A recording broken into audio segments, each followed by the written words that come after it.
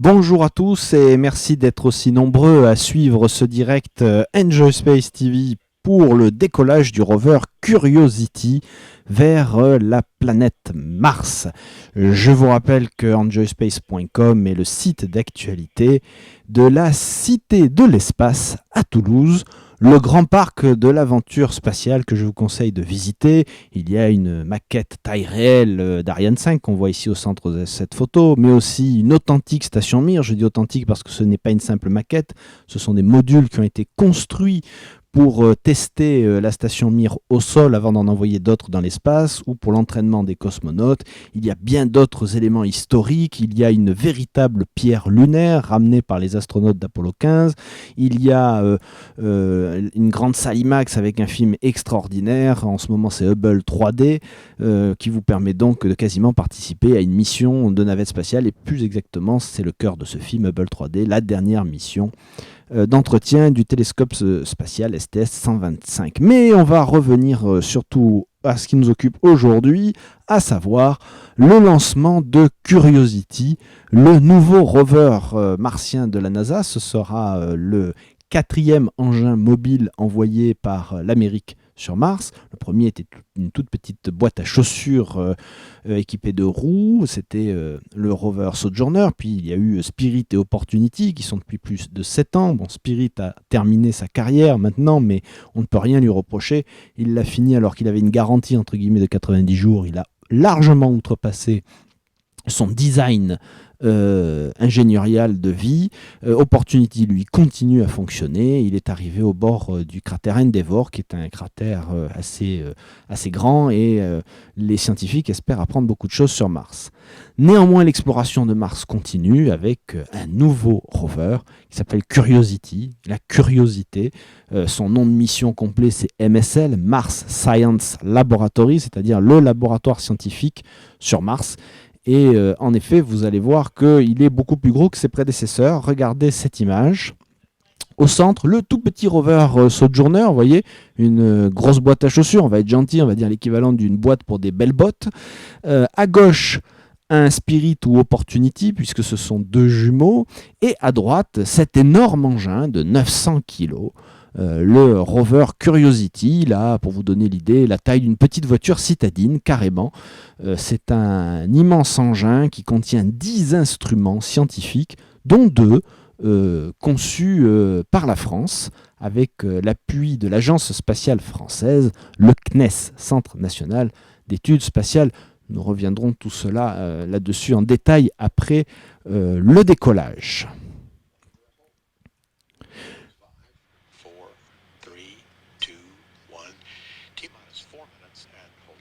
Voilà, le compte à rebours vient de s'arrêter à 4 minutes, ce qui est tout à fait normal. Les comptes à rebours pour des lancements, que ce soit d'ailleurs pour les navettes qui sont maintenant arrêtées ou pour des fusées, connaissent des pauses techniques qui permettent aux ingénieurs de vérifier les systèmes. Donc là, on est arrêté à 4 minutes. Le décollage est prévu pour 16h02 heure française, ce qui veut dire que 4 minutes avant ces 16h02, vous verrez le compte à rebours reprendre vie. Alors ce que vous voyez à l'écran au milieu, c'est une fusée Atlas V qui est à la Cape Canaveral Air Force Station en Floride. Alors la fusée Atlas V au départ a été conçue par Lockheed Martin, mais elle a un moteur russe. Oui, c'est un moteur russe qui propulse le premier étage, c'est-à-dire en gros le gros tuyau que vous voyez là. C'est un moteur russe qui s'appelle RD-180. Il fonctionne au kérosène et à l'oxygène liquide. De chaque côté, en bas, si on regarde bien, il y a des petits boosters latéraux qui aident. Et en haut, il y a un étage supplémentaire qu'on appelle Centaur, qui lui fonctionne à l'oxygène et à l'hydrogène liquide, qui sera chargé d'expulser, on va dire, Curiosity vers Mars. Alors, on va regarder un petit peu comment marche cette fusée. Voilà un schéma. Donc, vous voyez un peu sur la gauche, de couleur marron orangé, c'est l'étage principal. C'est lui qui donc fonctionne avec un moteur RD-180 russe, qui contient donc du kérosène et de l'oxygène liquide. Ce tuyau, en fait, c'est un énorme réservoir. Sur les côtés blancs, on voit les 4 boosters. Puis en haut, l'étage Centaur. la coiffe, c'est-à-dire ce qui protège le haut et notamment Curiosity, et dans l'ovale rouge, eh ben, c'est Curiosity, le rover, qui est enfermé dans sa petite capsule de transport. En fait, c'est son vaisseau spatial. C'est là-dedans que Curiosity va voyager vers Mars, puisque si aujourd'hui, 25 novembre, Mars est à 205 millions de kilomètres, en revanche, pour y arriver, en août 2012, Curiosity ne va pas faire une trajectoire droite, ça n'existe pas dans l'espace, on ne peut pas. Il va parcourir 570 millions de kilomètres. Pensez donc presque plus de 1 demi-milliard de kilomètres, un très long voyage. Et donc à l'intérieur de cette capsule, vous avez le rover qui est là sur la droite de cette photo. Alors comment ça se présente ? Voilà ce qu'il y a au sommet de l'Atlas, mais dans l'autre sens, il faut retourner la photo à 180 degrés. Vous avez donc, on va partir du bas, le bouclier thermique, c'est ce qui permettra à Curiosity de rentrer dans l'atmosphère martienne sans brûler. Au-dessus, tout au-dessus, c'est le rover plié. Encore au-dessus, l'étage de descente, c'est cette espèce de grue volante qui va amener Curiosity sur Mars. On a une animation vidéo qui va vous expliquer tout ça après le décollage. Au-dessus, la capsule de protection, et encore au-dessus ce qu'on appelle le cruise stage en anglais, c'est-à-dire l'étage de croisière, panneaux solaires, ordinateur de contrôle, tout ce qui permet de faire des petites corrections de trajectoire pendant ce voyage de plusieurs mois vers Mars. Donc tout ça là, ça se trouve dans ce qui est dans l'ovale rouge, au sommet de la fusée Atlas V. Donc je rappelle que c'est un vol inhabité, bien entendu, Curiosity est un robot. Néanmoins, il emporte le travail de dizaines, voire centaines de scientifiques et planétologues à travers le monde, sans compter bien entendu tous les techniciens et ingénieurs de la NASA, de Lockheed Martin et de United Launch Alliance, qui est la société qui est chargée du lancement aujourd'hui. United Launch Alliance réunit Boeing et Lockheed Martin, qui vendent donc leurs services à la NASA, l'agence spatiale américaine. Donc c'est eux qui vendent ce lancement à la NASA. Voilà une très belle vue du pas de tir en Floride, de la Cape Canaveral Air Force Station, la salle de contrôle. Les 4 grands mâts que vous avez vus sont des mâts parafoudres. Il faut savoir que pour l'instant, la météo est plutôt bonne. Alors pourquoi je dis plutôt bonne ? Parce qu'elle est donnée à 70% de go. Il y a du vent, comme on peut le voir. La fumée qui s'échappe là est tout à fait normale. C'est le réservoir Centaure qui éjecte son excès d'hydrogène et d'oxygène liquide. Donc là, il n'y a pas à s'inquiéter, c'est tout à fait normal. Vous voyez que sur le mât est marqué Atlas, c'est le nom de la fusée, Atlas 5. Il y a un peu de vent, on peut le voir avec les vagues, c'est l'océan Atlantique qu'on voit derrière la fusée, puisque nous sommes en Floride, sur la côte est de Floride. Et les chances donc météo sont à 70% bonnes, c'est-à-dire on n'est pas à l'abri qu'il puisse y avoir trop de nuages ou de la pluie au moment du décollage. Néanmoins, il faut savoir qu'aujourd'hui la fenêtre, ce qu'on appelle la fenêtre de tir, est assez longue, puisque la NASA dispose de plus d'une heure, 1h40 à peu près, pour faire son décollage. C'est-à-dire c'est le créneau pendant lequel on peut viser Mars. Si aujourd'hui ça ne marche pas, ils peuvent encore retenter demain et ainsi de suite. Ils ont environ jusqu'au début du mois de décembre pour envoyer Curiosity sur une trajectoire qui l'amènera vers Mars. Après ce sera trop tard, il faudra attendre quasiment 2 ans.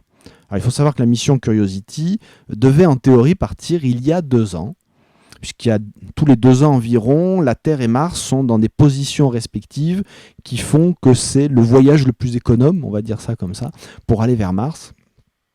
Mais il y a 2 ans, les managers de la mission se sont rendus compte qu'ils n'étaient pas prêts.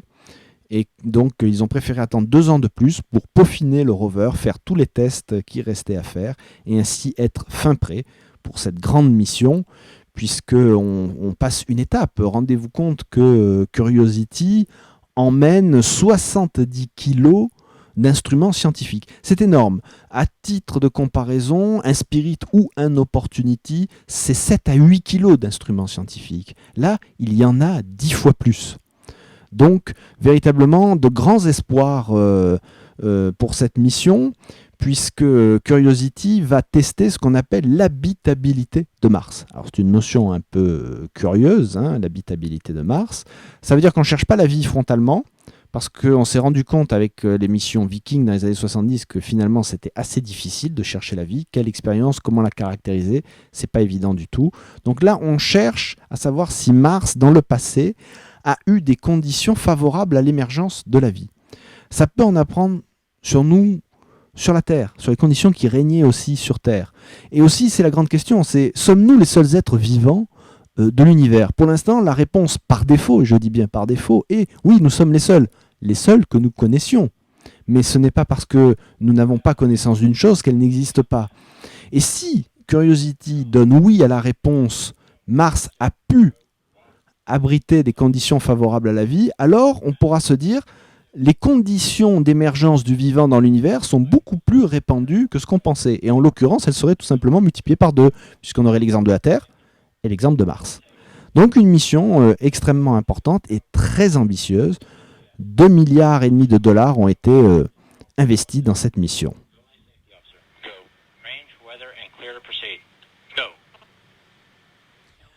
Voilà, on a entendu la fin des go. Ça, c'est le manager de la mission qui appelle tout le monde, qui demande si tout le monde est go pour le départ. Donc, tous les responsables de la fusée, du vol, le range safety officer, c'est-à-dire celui qui est malheureusement chargé de détruire la fusée si elle ne suit pas sa trajectoire et menace les populations, l'officier météo, celui qui est chargé de dire si les conditions sont conformes avec un vol, puisque les fusées, il doit y avoir, on ne peut pas dépasser une certaine vitesse de vent, il ne peut pas y avoir d'éclairs, d'orage ou de pluie, etc. Donc tout le monde vient de donner le go pour l'instant. Donc on est go pour un décollage à 16h02 heure française, 10h02 heure de Floride pour l'instant.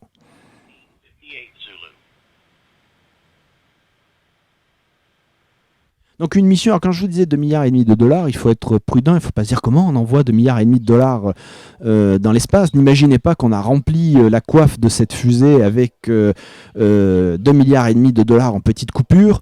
C'est de l'argent qui est investi depuis des années et des années, notamment en salaire auprès de scientifiques, d'ingénieurs, etc., même d'ouvriers, de techniciens qui mettent au point les instruments, qui construisent le rover, qui construisent la capsule, qui construisent cette fusée.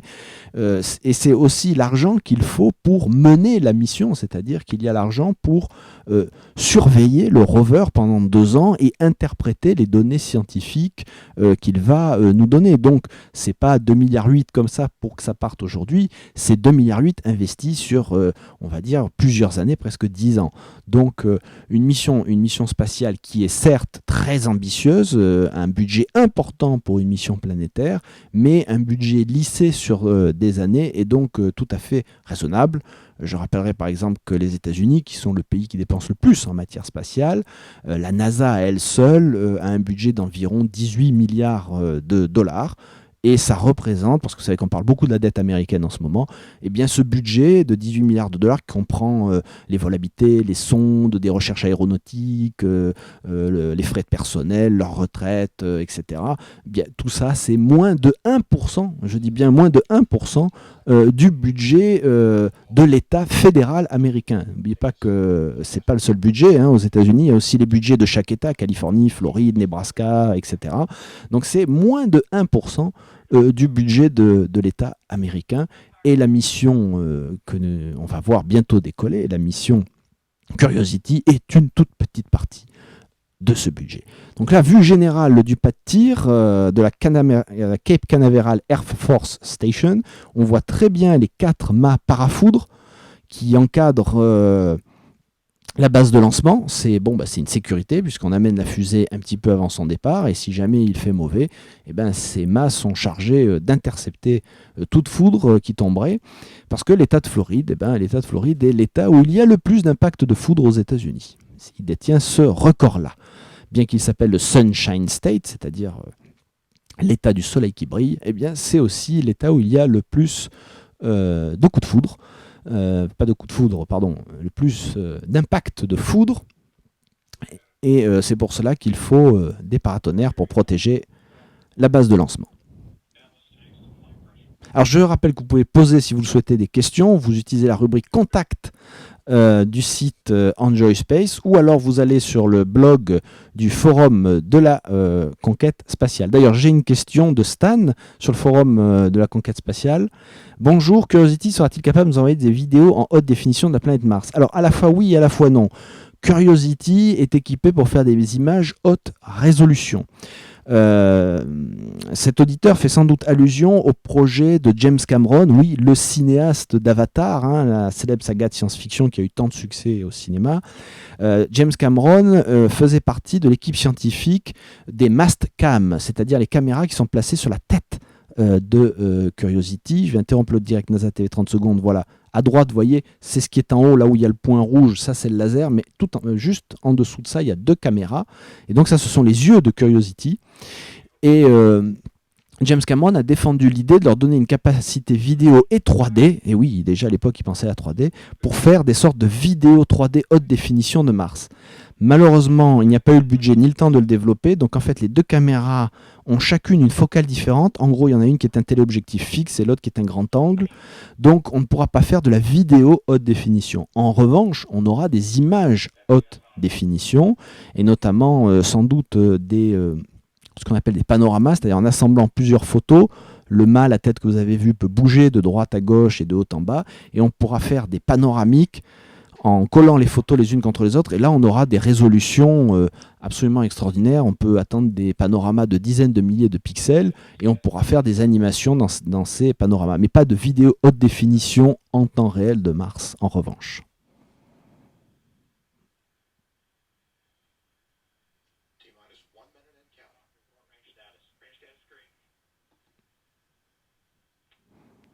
Mais bon, il faut savoir que la bonne volonté a régné jusqu'au dernier moment, hein, puisque quelques mois avant le lancement, Charles Bolden, l'administrateur de la NASA, le patron de l'agence américaine, a reçu James Cameron après le succès d'Avatar pour voir s'il était possible d'installer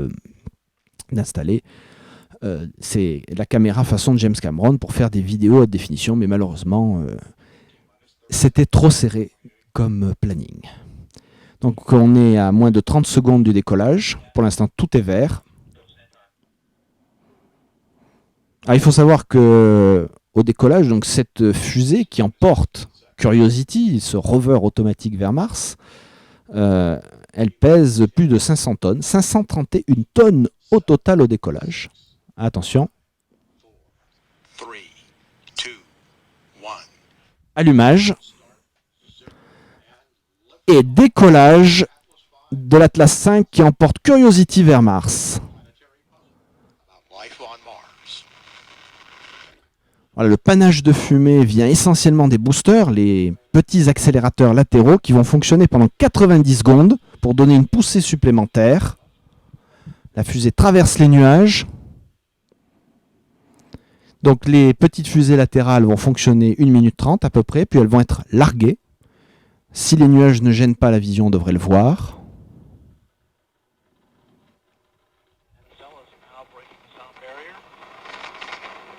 On vient de dépasser le mur du son. Vous entendez le crépitement typique des fusées à poudre. Crépitement qu'on entendait aussi lors des décollages de navettes.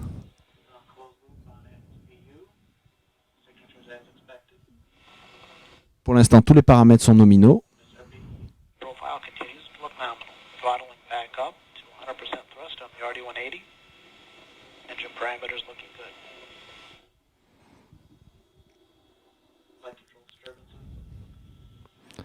Alors, comme je disais, la fusée pèse 531 tonnes et à son sommet, la capsule, l'ensemble, pèse 3,8 tonnes, presque 4 tonnes, mais le rover lui-même, 900 kg.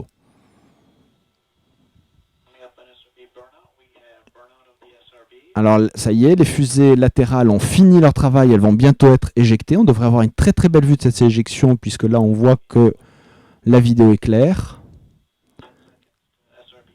10 secondes avant la séparation des boosters latéraux, des fusées d'appoint latéral. On voit très bien les 2 petites lumières, voilà. Séparation, encore, et voilà, ça y est, les 4 boosters viennent d'être largués parfaitement.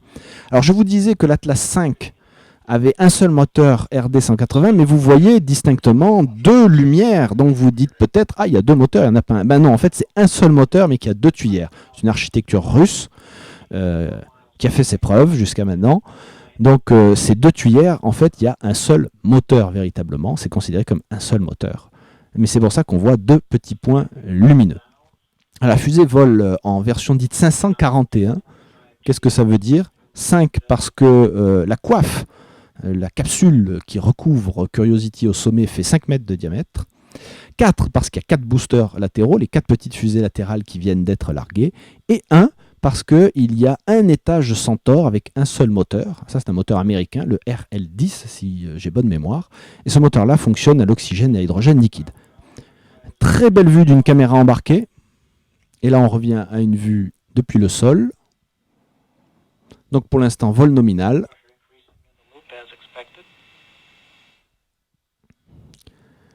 Et la première phase de vol doit durer environ 4 minutes 22 secondes. Et au bout de 4 minutes 22 secondes, ce premier étage, qui fonctionne avec un moteur russe, va être éjecté. Et c'est l'étage Centaure qui prend le relais. Et on sera là à peu près à 168 km d'altitude. Voilà. Alors là, magnifique vue. Ce que vous venez de voir, c'est la séparation de la coiffe. Donc les deux moitiés de la coiffe ont été éjectées. C'est-à-dire que la fusée est suffisamment haute pour qu'il n'y ait plus de remous atmosphérique susceptible d'endommager Curiosity, la capsule dans laquelle il est. Donc on a éjecté la coiffe, on gagne donc en masse. Car même si les coiffes sont conçues pour être très légères, elles représentent une masse. Parce que le but, au fur et à mesure qu'on décolle, c'est d'avoir un lanceur de plus en plus léger pour qu'il accélère de plus en plus vite. C'est pour ça qu'on largue les fusées latérales. On pourrait après tout les garder jusqu'en haut. Non, on les largue. Et elles redescendent et elles retombent dans l'océan Atlantique.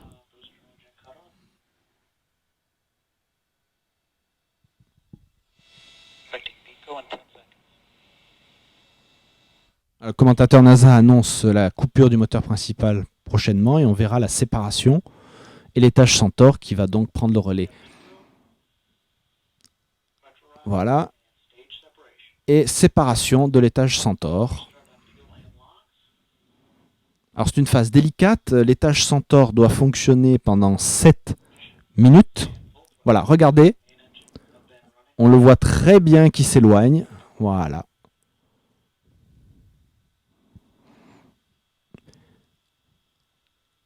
Alors c'est très important, l'étage Centaure va s'allumer 7 minutes, puis après il va y avoir 20 minutes de vol non propulsé, et au bout de ces 20 minutes, l'étage Centaure doit se rallumer à nouveau 8 minutes.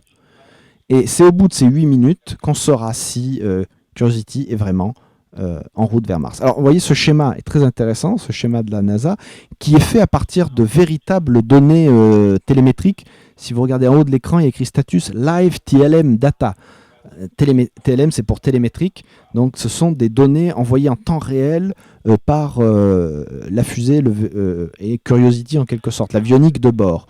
Donc, le gros tube blanc que vous voyez, avec sur la droite le moteur RL10 et le panache du moteur en route, c'est l'étage Centaure qui est en train de pousser, d'accélérer Curiosity, qu'on voit très bien sur la droite. Le gros cercle gris, c'est le bouclier thermique de Curiosity, sa capsule, et l'espèce d'anneau orange, c'est l'avionique de bord. Donc si je vous mets le schéma de tout à l'heure, voilà ce qu'on voit. Vous voyez le bouclier thermique, tout en bas, c'est le gros disque gris. Et tout en haut, ce qu'on voit un petit peu, l'anneau orange, c'est tout ce qui est en haut, le cruise stage, c'est l'étage de croisière qui comprend panneaux solaires et ordinateur de bord pour contrôler le vol de Curiosity vers Mars dans sa capsule. Donc on revient au direct NASA TV. Voilà. Donc ça, cette étape doit durer 7 minutes. Une étape importante. Il ne faut pas qu'il y ait de défaillance, puisque sinon la sonde Curiosity resterait coincée autour de la Terre, un peu ce qui est arrivé à la sonde russe Phobos-Grunt, malheureusement. Bon, tout n'est pas perdu, mais il est vrai que la sonde russe qui devait se poser sur une des lunes de Mars n'est pas en bonne situation. Pour l'instant, elle orbite autour de la Terre, alors que son étage supérieur devait lui donner un coup de propulsion supplémentaire pour l'envoyer vers Mars. Ça n'a pas été le cas, donc elle est restée coincée autour de la Terre. Donc pour l'instant, en tout cas, il y a un vol tout à fait nominal.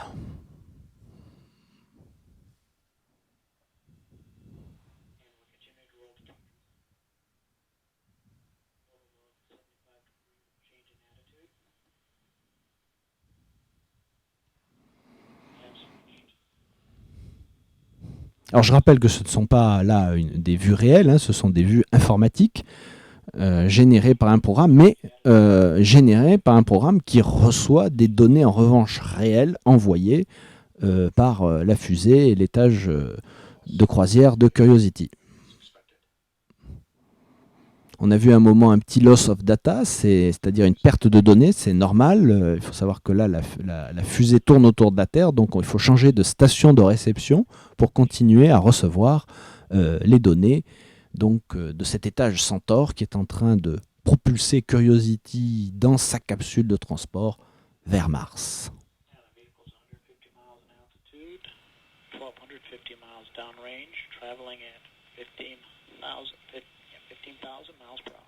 Alors on parlait de taille un petit peu tout à l'heure en disant que Curiosity était le plus grand rover jamais envoyé sur Mars. Donc je vous rappelle ce qu'on voit là, ce qu'il y a au bout de cet étage, c'est ça. Hein, donc découpé en morceaux, de haut en bas cette fois-ci, l'étage dit de croisière, la capsule, à l'intérieur le portique volant, on verra ça plus tard, le rover lui-même et le bouclier thermique. Le rover lui-même, le voici en photo à droite, à côté de ses prédécesseurs rovers sur Mars, parce qu'il n'y a pas eu que des rovers sur Mars, hein, il y a eu aussi des stations fixes au sol, les deux Vikings, il y a eu Phoenix.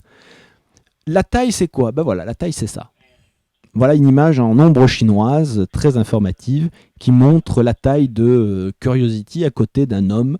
Et on voit une silhouette humaine en tout cas, et on voit que ça a vraiment la taille d'une petite voiture citadine, c'est impressionnant. Le CNES d'ailleurs a fait construire par des étudiants de Midi-Pyrénées, donc là où se situe Toulouse et la Cité de l'Espace, a fait construire une maquette taille réelle, très très impressionnante et qui permet de se rendre compte comme ce rover est imposant. Alors à quoi il ressemble quand il travaille sur Mars? Il ressemble à ça, voilà. Une très belle image d'artiste qui montre Curiosity au travail sur Mars, donc avec ses roues. Chaque roue est motrice, son bras robotique, au bout duquel il y a une tourelle qui contient des instruments, mais aussi de quoi prendre des échantillons.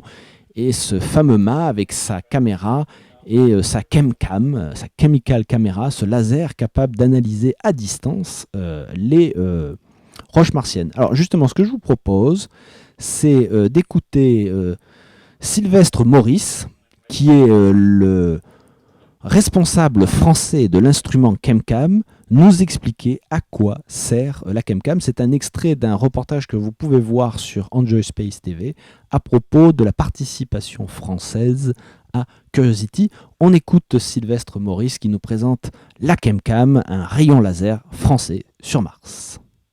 ChemCam, c'est pour la première fois un instrument de mesure de la composition chimique des roches et des sols de Mars.